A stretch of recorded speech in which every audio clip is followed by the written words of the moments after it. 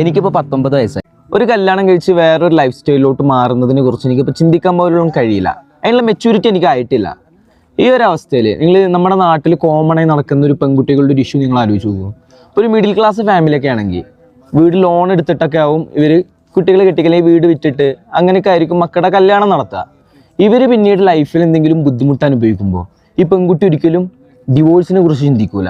അവരാദ്യം തന്നെ ചിന്തിക്കുക, ഞാൻ കാരണം എൻ്റെ വീടിപ്പോൾ ഇല്ല, വാടക വീട്ടിലാണ് ഞങ്ങളുടെ ഫാമിലി താമസിക്കുന്നത്, ഇനിയുള്ള കാലം ഞാൻ എൻ്റെ പാരൻസിന് ബാധ്യത ആകുമോ എന്ന രീതിയിൽ ചിന്തിച്ചു തുടങ്ങുന്ന ഗേൾസാണ് നമ്മുടെ അറ്റ്മോസ്ഫിയറിൽ കൂടുതലുള്ളത്.